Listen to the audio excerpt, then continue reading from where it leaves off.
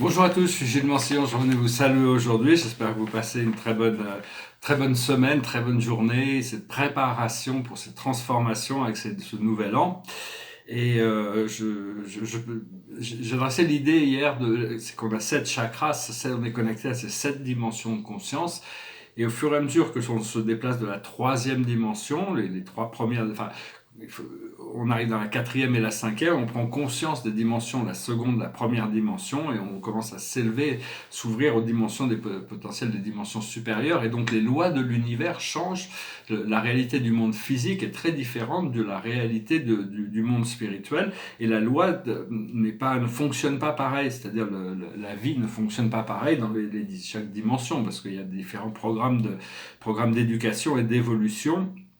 Et donc, il n'y a qu'une seule loi divine, mais ces lois fonctionnent différemment. Donc, l'essentiel, c'est d'apprendre à arrêter de mettre sa foi dans la loi du karma et arriver à mettre sa foi dans la voie de la bienveillance, de la bonne fortune, de la joie, du bonheur, du soutien. Dans la cinquième dimension, les êtres sont soutenus éternellement dans l'abondance sans qu'il y ait de questions sur ces choses. C'est juste ici, dans cette dimension, on est un peu plus...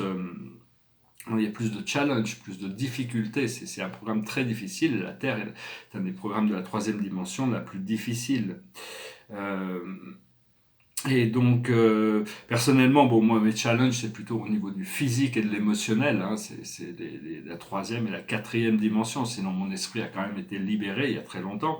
Et mon corps astral, j'arrive à voyager dans l'univers. Donc, c'est juste une question d'alignement de mon corps physique qui va aligner mon corps émotionnel. Mais il faut prendre conscience qu'on a tous des paramètres différents, des leçons différentes à apprendre, bien qu'on passe tous on passe tous par la même école.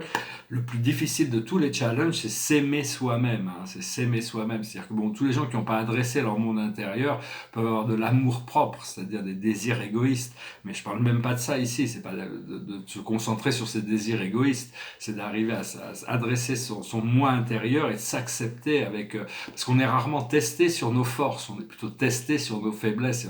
Et tout le monde, malgré ce que les gens peuvent prétendre, tout le monde a des forces et des faiblesses. Ce que l'on cherche, c'est à diminuer nos faiblesses et augmenter nos forces. On est vraiment dans une période où la conjonction en Sagittaire de Vénus et de Jupiter actuellement nous ouvre à des nouveaux potentiels d'amour, de savoir ce que l'on veut vraiment. Hein. Et avec ça, il y a Mars qui oppose Uranus, donc il y a la possibilité de nouvelles relations, mais des vieilles relations qui explosent. C'est-à-dire tous les anciens programmes peuvent être balayés pour laisser place à des nouveaux programmes. Et puis bon, faut pas avoir peur d'exprimer sa souffrance, hein, parce que quand on exprime une souffrance, c'est que quelque part, si on l'exprime à la mauvaise personne, on va être jugé pour ça. Donc il faut arriver à trouver en réalité, c'est arriver à trouver quand quelqu'un exprime de la souffrance, c'est que savoir que bon, il faut pas être rentré dans cette souffrance, faut pas être trop indulgent, mais il faut arriver à avoir de la compassion sans juger la personne, savoir c'est complètement ok d'avoir cette colère, d'avoir ces peurs. Il ne faut pas avoir peur de la peur ou se refouler sa colère, parce que c'est les gens qui pètent les plombs, c'est parce qu'ils ont refoulé cette colère. La colère, c'est parce qu'on a été rejeté, c'est parce qu'on a échoué sur certaines choses, c'est parce qu'il y a toutes sortes de raisons pour ça. Mais bon, il faut arriver à trouver cette acceptation pour apaiser ces deux enfants à l'intérieur de nous, l'enfant colère et l'enfant peur. Et donc, il faut arriver à briser la chaîne qui nous retient. C'est pour ça il y a les 6 perfections bouddhistes, hein, les 6 racines. Hein, c'est la racine de la charité, la racine de la vertu, la racine de la perfection de la charité, la perfection de la vertu, la perfection de la patience, la perfection de l'effort énergétique, la perfection de la contemplation méditative et la perfection de la sagesse suprême. Ce sont des racines. Hein, et puis, en haut, il y a les branches, il y a les archanges, on les appelle, c'est en les appelant qui peuvent descendre avec leur énergie. Et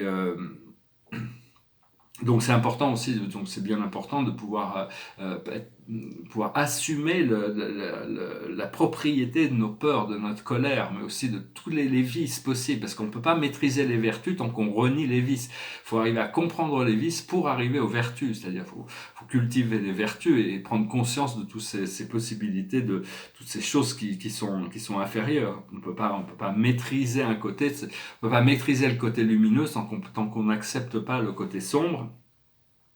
Savoir que la matière a l'air très réelle, toute cette matière dans laquelle on vit, ça apparaît que réel, alors qu'en réalité, tout ça, ce n'est que de l'énergie qui est en constante transformation. Et la matière n'est qu'une toute petite partie de l'énergie. On vit dans un univers qui est fait d'énergie, et cette matière, c'est une sorte de manifestation de certaines énergies. Et donc c'est important d'arriver à bannir la souffrance, bannir la tristesse, hein. C'est quelque chose qu'on doit bannir de notre expérience le plus possible, hein, pour essayer. Et puis tous ceux qui quand on rencontre la souffrance, quand on rencontre la tristesse, c'est arriver à libérer le monde, montrer la joie, la possibilité de cette liberté ce bien-être, cette joie de vivre, cette sérénité, cette légèreté, cette neutralité. Je tirerai quelques cartes pour voir. On va voir un petit peu pour les 3 aspects: personnel, professionnel et sentimental. Alors d'abord personnel. La plus haute sagesse, c'est l'action. Ce que l'on doit comprendre, c'est la libération. La vérité va nous libérer. Ce que l'on doit faire, c'est la tempérance, c'est d'arriver à ne pas être excessif. Et l'aboutissant, c'est le courage. On va développer ce courage, plus de courage.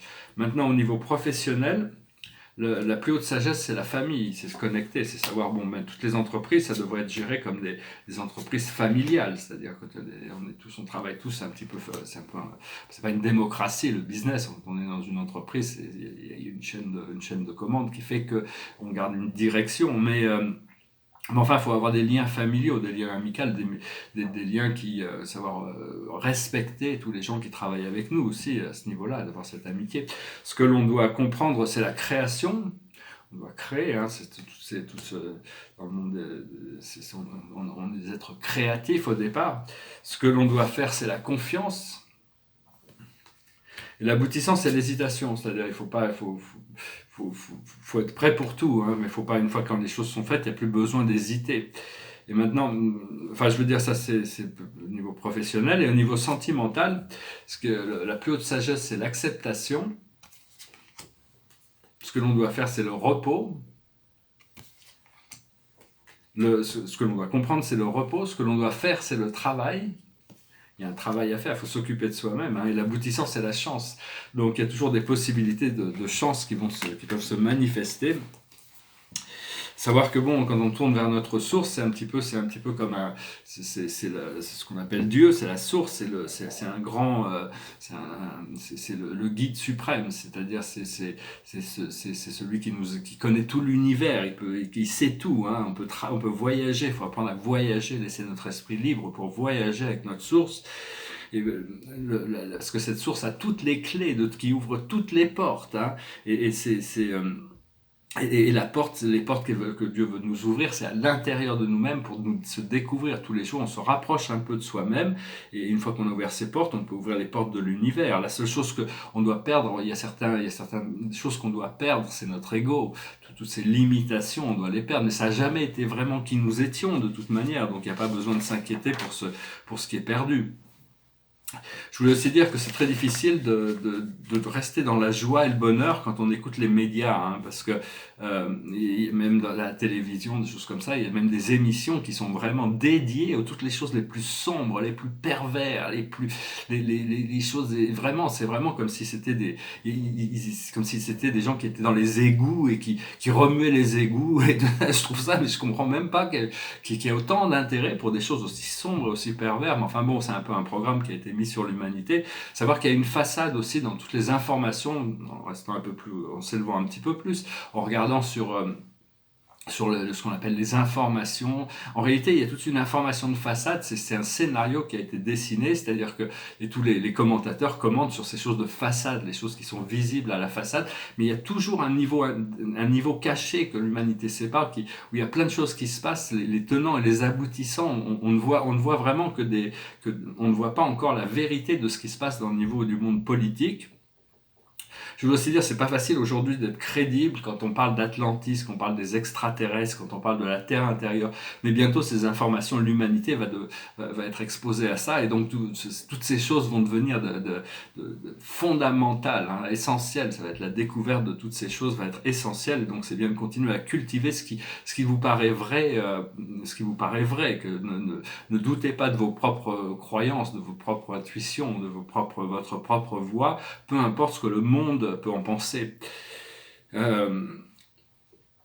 donc oui, c'est pas facile quand on regarde les médias de se concentrer sur la joie et le bonheur, parce que eux, ils sont concentrés sur les problèmes, ils sont concentrés sur les conflits, ils sont concentrés ça, et c'est ce qu'ils essaient d'imposer au monde. Mais bon, une fois que les médias seront libérés, on va pouvoir repasser, puis il y a des choses très légères aussi à la télévision, des documentaires animaliers ou sur la nature ou plein de choses drôles, des choses, donc il y a pas tout, rien n'est noir ou blanc, hein, c'est gris. Puis d'abord on voit tout en noir et blanc, et puis après on commence à voir que rien n'est noir et blanc, tout est des différentes teintes de gris, puis éventuellement les couleurs commencent à se montrer.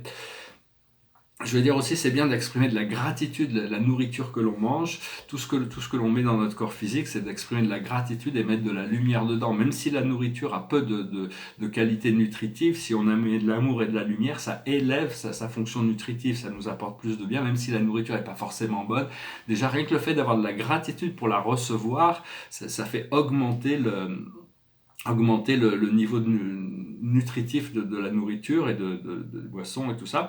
C'est mieux enfin, je suis pas pour les OGM, mais enfin, c'est mieux de manger des OGM que des nourritures qui sont pleines de produits chimiques. Les produits chimiques, il faut les digérer après, donc on est en train de se responsabiliser à propos de ça, c'est pas facile. Je veux aussi dire que bientôt, toutes ces manipulations du climat qui sont faites avec des technologies secrètes de bioengineering qui dérangent le climat, qui font plein de choses négatives, vont bientôt être désactivées. Donc la Terre va pouvoir se stabiliser, ça vient. Hein, et parce que bon, tous ces problèmes du monde terrestre, en gros, le plus gros problème du monde terrestre, c'est la pauvreté. Et cette pauvreté n'est pas quelque chose de naturel, hein. Elle vient du contrôle des forces sombres, de ces groupes de gens ces âmes qui ne se reconnaissent que par le pouvoir qu'ils peuvent exercer aux autres, qui n'ont aucun respect ni aucune compassion pour le reste de l'humanité. Mais enfin, tout ça, c'est en train de se décharger petit à petit. Ces vérités vont revenir dans les décennies à venir. Il y a énormément de nettoyage, les galactiques vont arriver.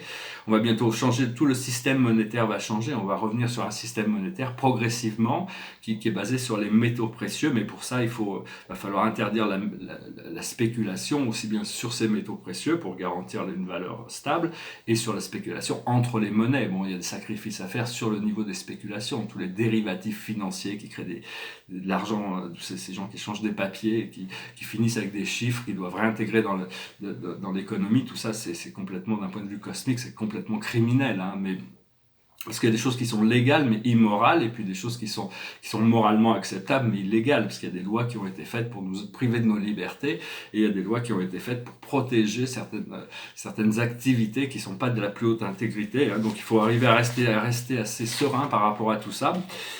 Et donc voilà, je voulais venir vous saluer, discuter de ces 2-3 petites idées. Je vais tirer une dernière carte avec les archanges, chanter une chanson. Ici, c'est mon portrait de Mondrian, et il continue à avancer.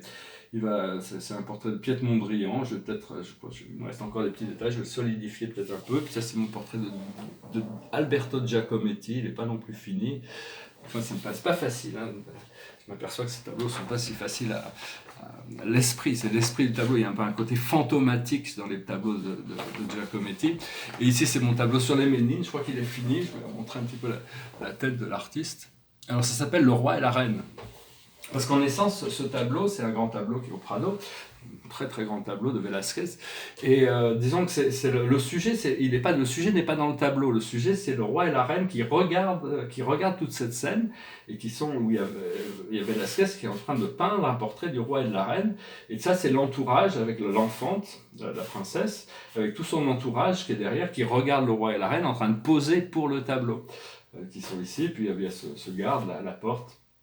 Voilà, c'est juste une petite étude, hein, je vais en faire d'autres, et puis j'aime un peu avancer sur ma Mona Lisa. Elle est devenue très moderne. J'ai un peu peur que hier soir j'étais très enthousiastique, je suis parti un petit peu, j'aurais peut-être être un peu plus patient, mais enfin je vais voir, ça va se réparer tout ça de toute manière.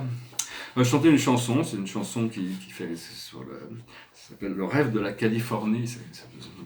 Ils ont dit de pouvoir retourner en Californie, là, ça va bientôt arriver. It goes like this. All the leaves are brown, the leaves are brown, and the sky is grey, and the sky is grey. I've been for a walk, been for a walk, on a winter's day, on a winter's day.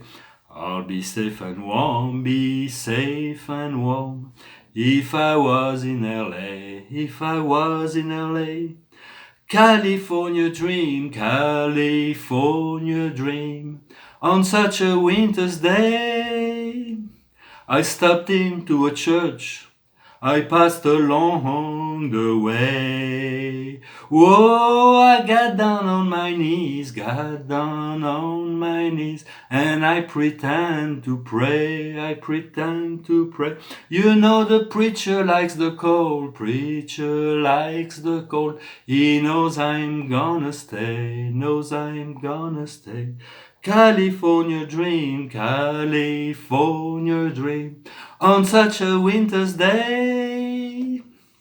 Ah, merci beaucoup pour rester jusqu'à la fin. Merci d'aimer, de partager, de commenter, de souscrire. Il y a le départ qui se prépare. Hein.